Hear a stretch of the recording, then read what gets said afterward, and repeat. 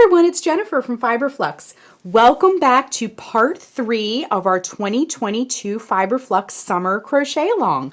We are working on the Island Hopper bag. This is a beautiful summer bag and it's very large and generous, so you can put all kinds of fun things in it. It has some beautiful wood handles and it has, it's easy access and has lots of space in it.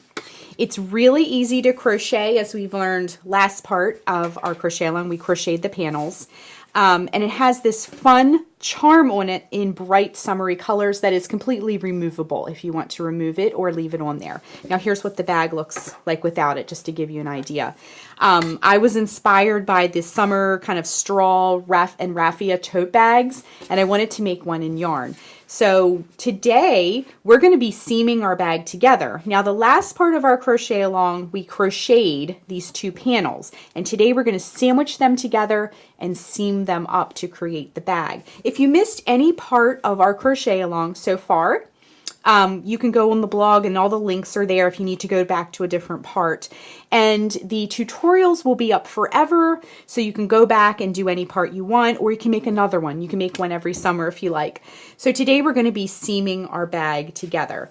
If you haven't joined our Ravelry group and our Facebook group, the links are below. That's where all of our crochet along makers kind of hang out. You can show off your work, ask questions, and so forth. It's a really fun place to hang out if you're making some of these projects. So let's jump right in and learn how to seam our bag up today. So for today, you're just going to need the two panels that you have been crocheting and finished, and ideally with the ends woven in before you begin. If you haven't, you can do that next. And then we're going to need some yarn scraps. I had, as you can see here, just the tiniest little bit of yarn, enough to seam it up. If you happen to use every last bit of yarn, then you can just find something that's very similar in color and it'll blend, because we're going to be turning it inside out, so our seam will be along the inside. You'll also need a pair of scissors and a tapestry needle, and because we're using some chunkier yarn, just make sure that it will fit in the eye of your needle, so nothing too tiny. And then you might want to grab some stitch markers, because when we put our panels together for seaming, we can sort of tack it into place and kind of hold it, okay? Okay, so what we're going to do is kind of slide some things out of the way. Now, I'm going to grab my stitch markers because I'm going to sandwich my pieces together. We're going to sandwich them with the part that we want facing out to be faced in. So if you look at your two panels, you'll notice that up around the handle has a little bit of a different look. Okay, there's no wrong side of this. It's really just a matter of aesthetics and what you want facing out. Okay, so you'll notice on one side we see sort of like a ridge up against the handle, and then on the other side, if you flip it over, it looks like this, where it's the ridge is kind of farther down. Now you can choose the look that you like best and then make that the outside facing. Okay, so I kind of like where the ridge is a little bit dropped down, but if you like the other look, totally fine.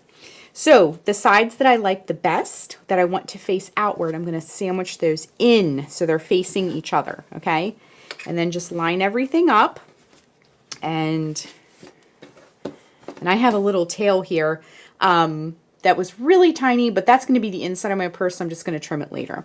But make sure if you have any tails that they're either trimmed or woven in at this point. So line up your handles nice and neat, and then we're going to use these ridges as a guideline to kind of tack our piece together. So what you'll want to do is sort of line those up, and about halfway, roughly halfway, we're going to use our stitch marker and just mark this area, okay? And that is where we're going to stop seaming. So we're going to seam up to here, okay?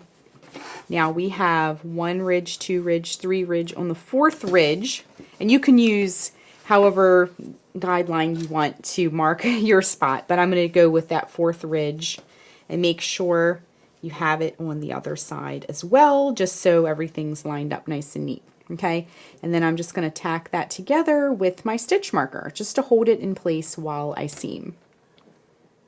Okay, and then just go in both layers. Now, if you don't have stitch markers like this, you can just use like a scrap piece of yarn and it'll just hold it in place and it'll show you where to stop seaming as well. Okay, so grab your yarn and I'm going to grab a piece, about roughly 3 to 4 feet long. I'm just estimating here. And we have a little bit if we need to add some more later. We kind of run out on our spot here. So go around to this first stitch marker.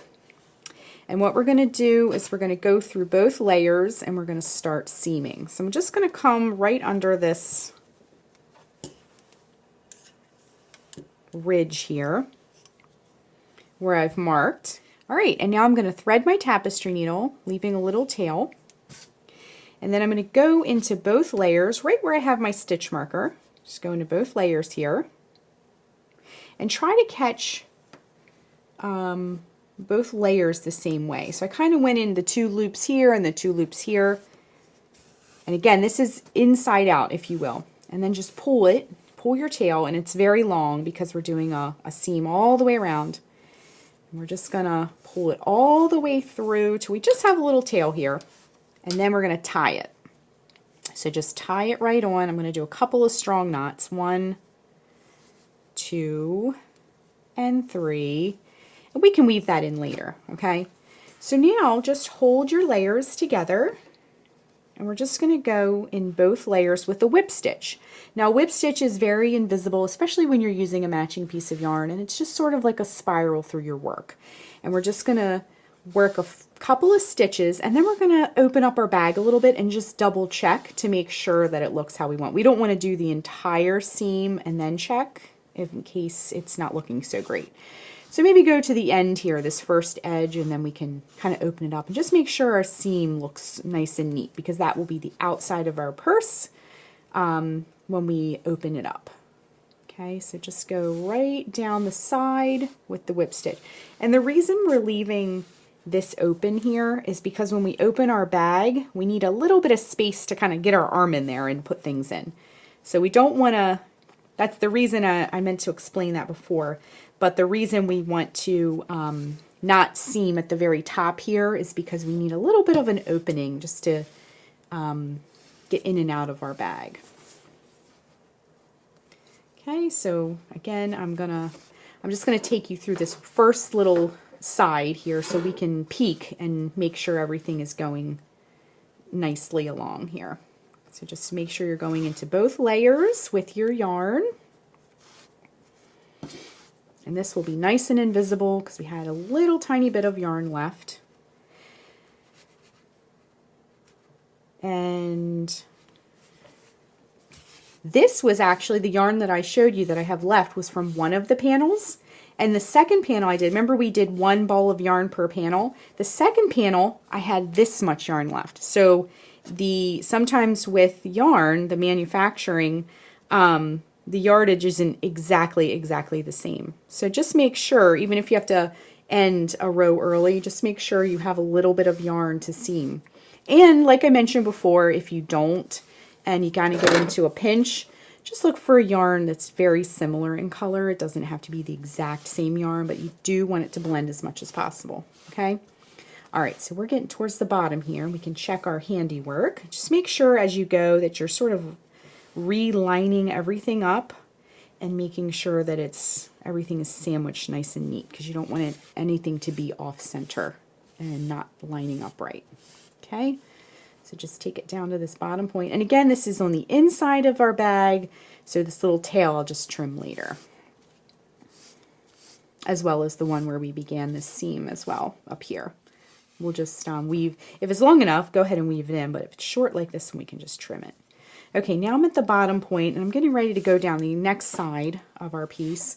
But before we get too far, I want to just double check that my seam is okay. So straighten it out a little bit and then just sort of open your bag up and straighten everything out. Just make sure it looks nice and neat. And our bag will eventually look like this. And I'm happy with that. It looks nice and blended. Okay, so what I'm going to do now is I'm going to seam, now let me zoom out so you can see. Now we came down this side. I'm going to go all the way around to this next stitch marker. All right, I've gone all the way around. I'm just working that last stitch. So when you get to that last stitch, just pull it almost all the way through till there's just a loop, and then send your needle through. And that'll kind of secure it in a nice knot, and then you can do it 1 or 2 more times. You want it to be very secure here at these 2 points, because that's where you'll be opening and closing. It'll put more stress on that area than other places. So just do a couple of strong knots. And then while your tapestry needle is still threaded, go ahead and work your tail in. Okay, now our bag is still inside out, so we want to sort of make sure we're not going through the other side with our tail. We're just going to go in one direction here and then come back in the other direction with our tail. And it's very thick and chunky yarn. And remember, our bag is very sturdy, so just kind of work that needle in the best you can. And then I came back in the other direction to sort of lock that tail into place, and then I'm just going to snip it. And then go around to this other side, or wherever else you have a tail, and thread that tapestry needle, or thread that tail rather. And then if you notice, I have my hand up under, so I'm not going through both layers. I'm just going through one layer. My hand can sort of help me guide it. And we're just going to go in one direction here.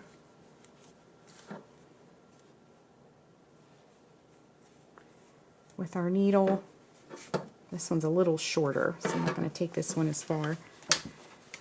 And then come back in the other direction with our needle.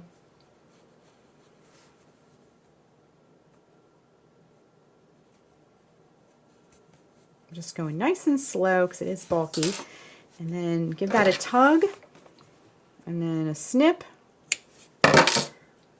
and now our bag is all seamed up. And then what we can do is take these stitch markers out because we don't need them anymore, and then we can turn our bag right side out.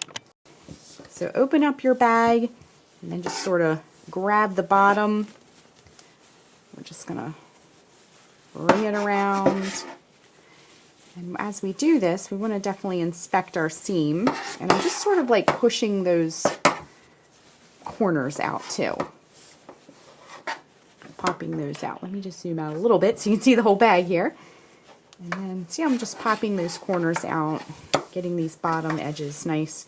Now your seam might be a little bit puffed out, but you can sort of fold it back into place here.